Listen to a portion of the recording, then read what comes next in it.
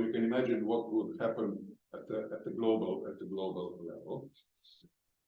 So I will skip most of the historical background, thanks to RF.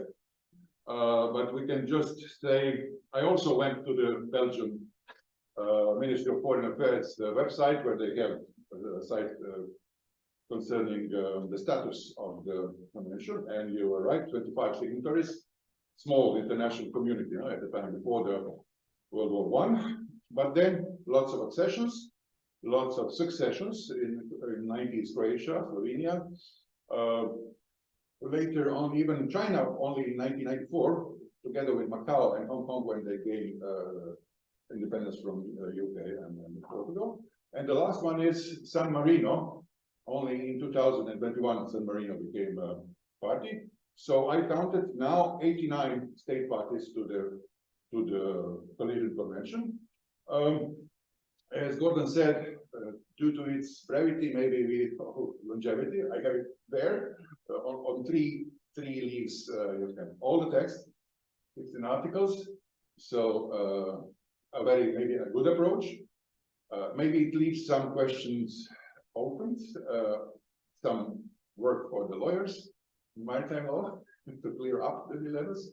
But again, maybe better to have such a short convention than to go venture into something like Rotterdam Rules. And then not only that it never even enters into force. And this one entered into force, globally is accepted. We have a rich case law, and that's why many of the authors expressing opinions, like Adriana also says, maybe it's risky now to go, and I think he also mentioned, it's risky to go and change that convention. Will we have the same support on a global level or not? But my answer is, let's say, compromise more towards Peter's opinion. We should adapt to the new reality. This is the third millennium. Situation has changed since times before the Titanic disaster in 1910. We actually changed the sister convention on salvage, which also are mentioned earlier, 1910 salvage and assistance. They were still making a difference between the two notions.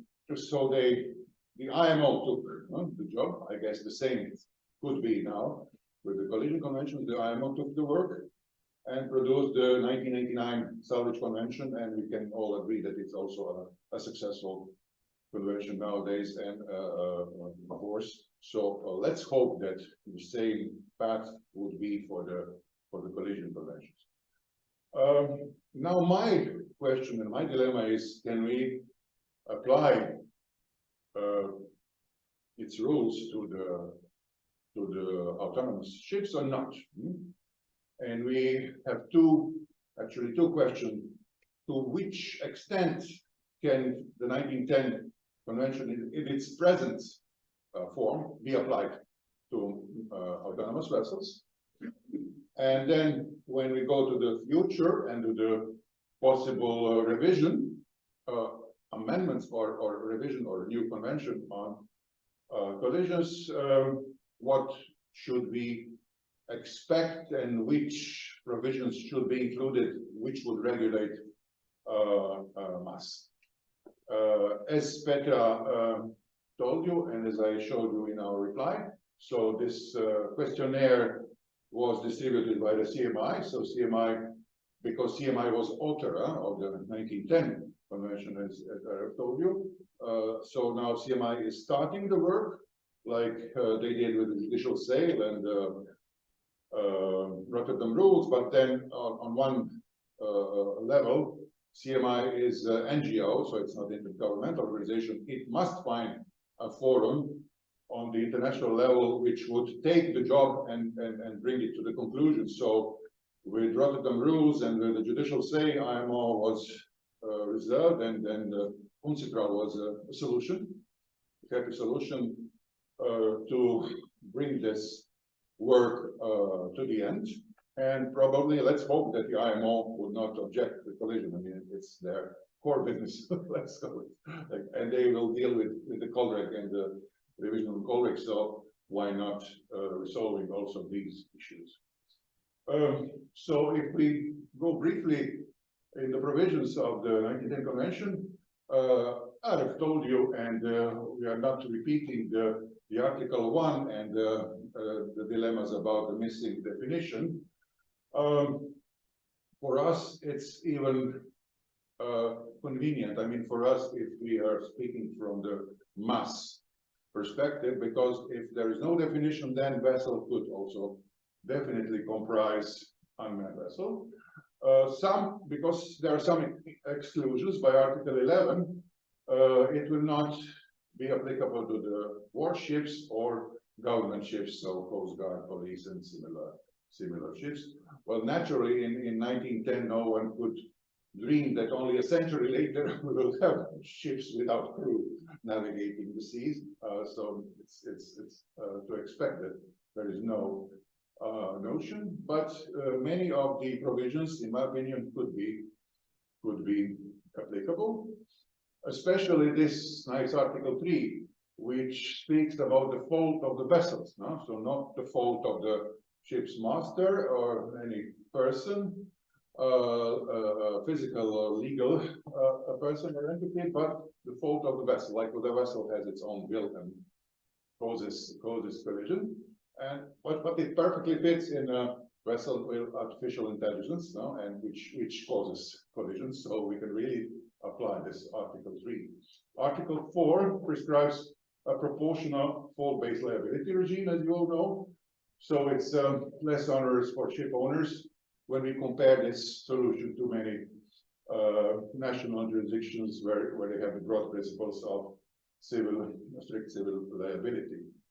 Now, one of the questions is, should revised convention introduce strict liability for mass owners? So keep the fault liability for all ship owners, but strict liability and direct action probably for mass owners, or we go even 2 steps from there and introduce it for all the ship owners. So we'll see how the thing will develop. So if you notice 2 sub-questions in the questionnaire.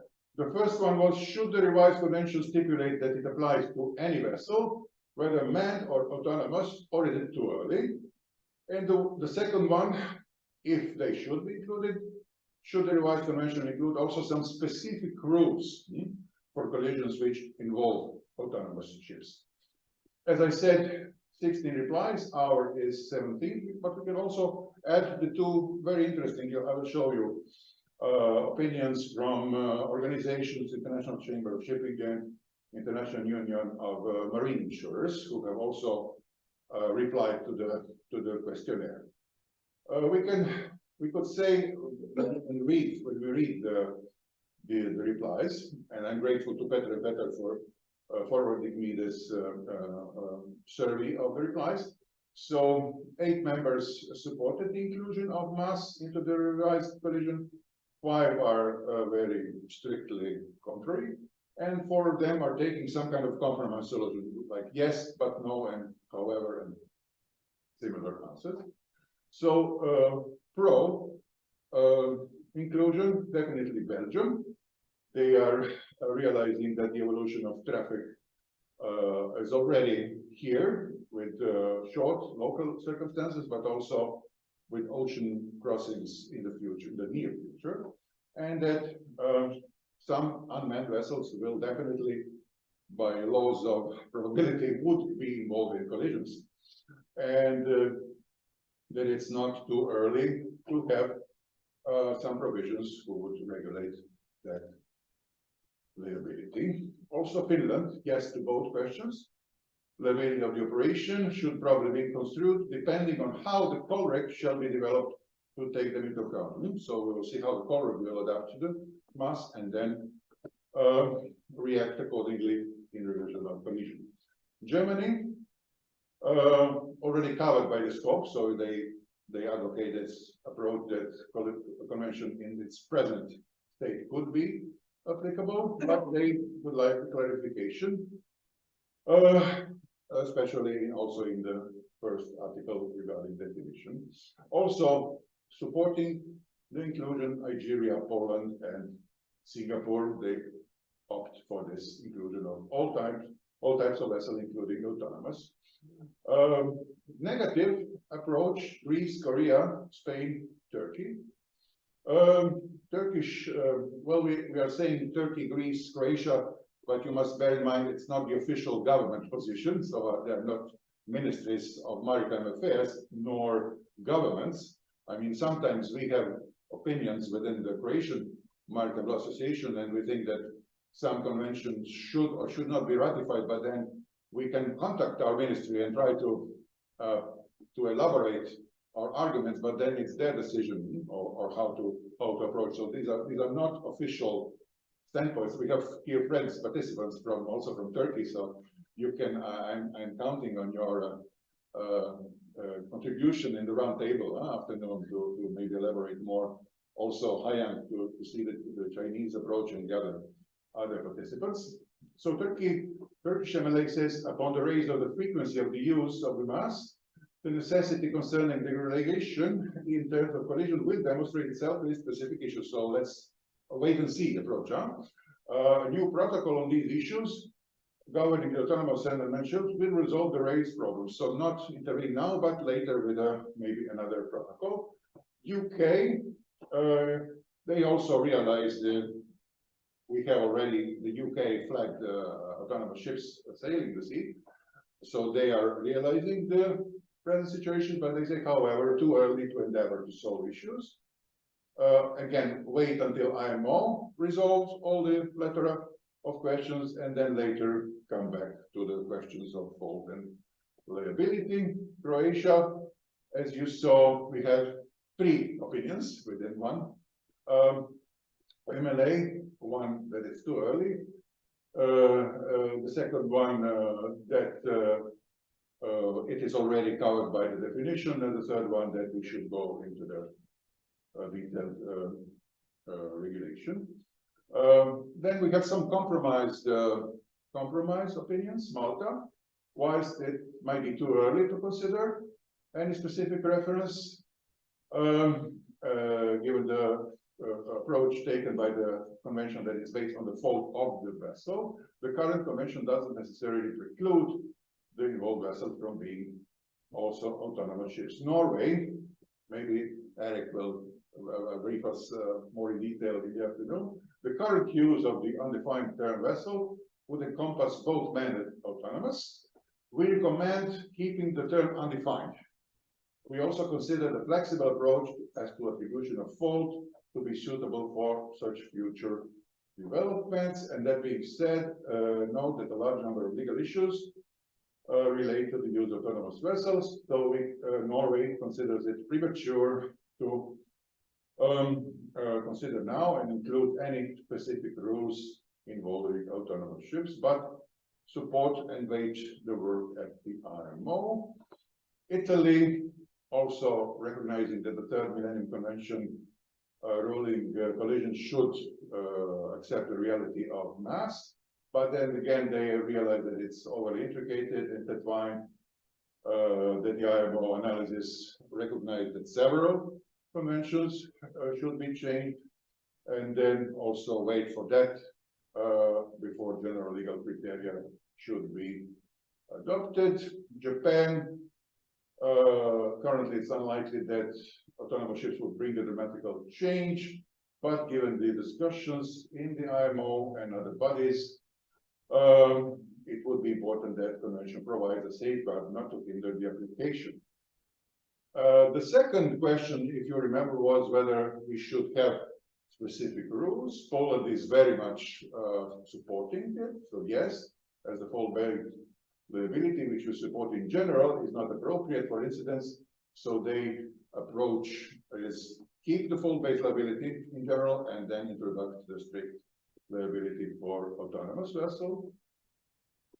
Turkey, considering the possibility of entering into force of a specific international legislation, including the collision provisions set for the conflict that these ships are involved, the amendment protocol for the existing collision may include only a reservation to preclude the application of the provisions to unmanned or autonomous ships.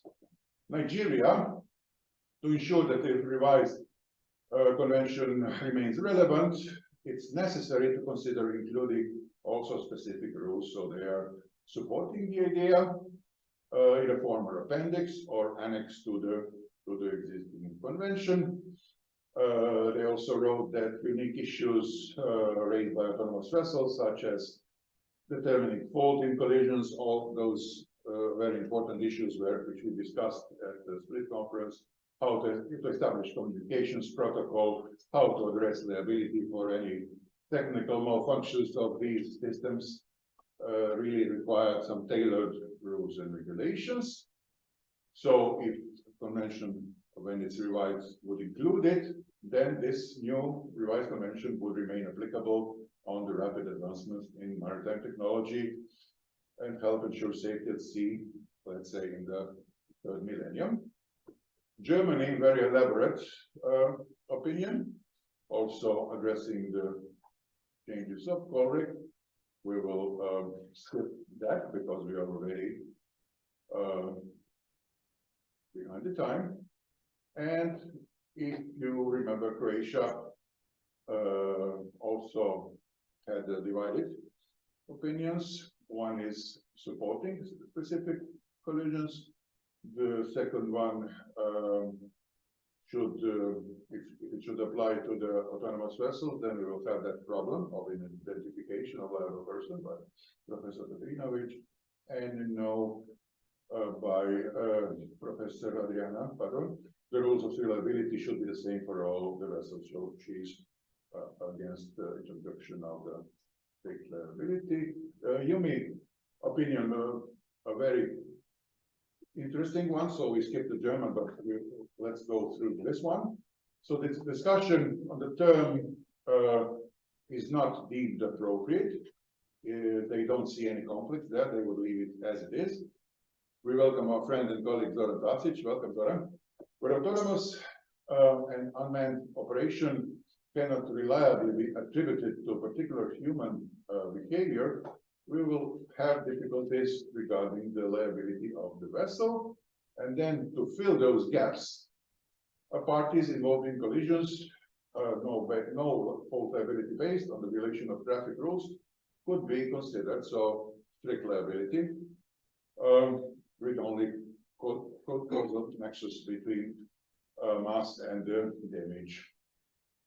So they would see if the correct was obeyed and if we have not just traffic relation, but also analysis of the severity or degree of the maritime traffic relation.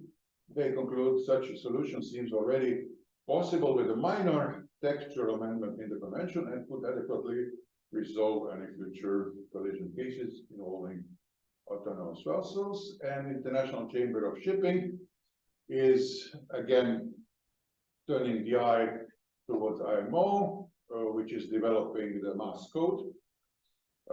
They're also mentioning the joint MSC legal committee and facilitation committee working group, which, if you remember, convened last September, then in the spring, April of this year, and I think it will be the third one in the spring of next year. So they already did a serious analysis of many of these controversial issues. They wrote that this time it's not yet clear what and if any amendments will need to be made to existing conventions, regulations, and how liability and responsibility with the operational context of mass will work.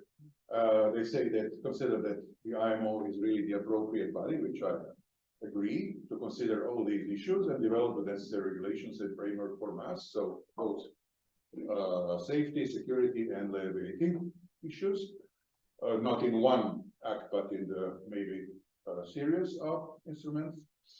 They would know that the current use of the word vessel without any definition may actually be broad enough to encompass autonomous vessels. And in terms of those specific rules for mass, they anticipate that they should also be addressed in the mass code.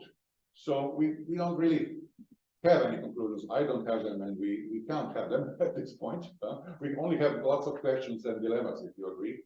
I mean, ideal for our round table. So all based for strict liability, vicarious liability for all these persons. We spoke in detail of all these definitions and notions discussed at the joint working group in IMO. So what is a remote master, a mass master? So they concluded that even for fully autonomous ships, Dr. Mudrich was also following this last meeting. Misha and I were formally in the Croatian delegations online following the meetings, and you remember many of the interesting discussions. And the bottom line is that even for the completely unmanned ship with artificial intelligence, that should be someone on the shore, a human person, not another computer, who would be a mass master for that ship if any problems arise. A remote operator, a remote operations center, manufacturers of artificial intelligence, who are liable persons, ship owners or mass owners or ship operators. Eva has some dilemmas here even without mass now, owner or operator, and we're looking forward to your presentations at one of the future conferences in the paper. And should mass be regulated by a special instrument? Should we revise collision convention? What should be covered by the mass code? Should it encompass also the liability issues like the International Chamber of Shipping advocates, or should it be limited to the public law issues? So all these are questions which will be, let's say, answered in this lecture. Thank you for your attention.